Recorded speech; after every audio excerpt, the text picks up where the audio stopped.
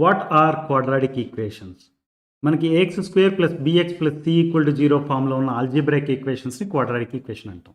మీరు చూస్తే ఏబీసీ అనే కోఎఫిషియెంట్స్ ఉన్నాయి కదా, అవి రియల్ నెంబర్స్ అవ్వాలి. అట్ ద సేమ్ టైం ఏ అనేది నాట్ ఈక్వల్ టు 0 అవ్వాలి. For example X square plus 3x plus 2 equal to 0 అనేది ఒక క్వాడ్రాటిక్ ఈక్వేషన్. ఏబీసీ వాల్యూస్ చూడండి, 1, 3 and 2 all are real numbers, right? 2x square plus 3x equal to 0 అనేది కూడా ఒక quadratic equation. ఇక్కడ మీరు అబ్జర్వ్ చేస్తే c ఈక్వల్ టు 0 ఈ ఈక్వేషన్కి, right? X square minus 4 equal to 0 అనేది కూడా ఒక క్వాడ్రాటిక్ ఈక్వేషన్.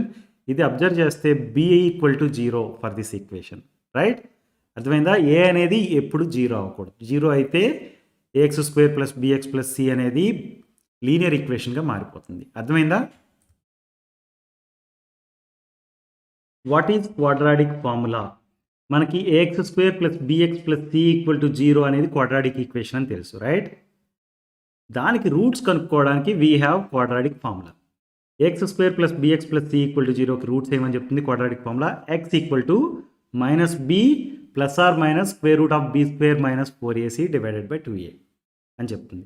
దీని యూజ్ ఏంటంటే మన దగ్గర క్వాడ్రాటిక్ ఈక్వేషన్ ఉందనుకోండి, దాని రూట్స్ ఈజీగా ఈ ఫార్ములా యూజ్ చేసి కనుక్కోవచ్చు. ఈ ఈక్వేషన్ని a x square plus b x plus సితో కంపేర్ చేసామనుకుందాం. ఏ వాల్యూ ఎంత? 1, b value 5 and c value 6.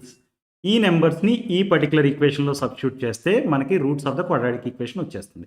మీరు సబ్స్టిట్యూట్ చేసి చూడండి, x equal to -2 and x equal to -3 అనేవి roots of this quadratic equation. Understood?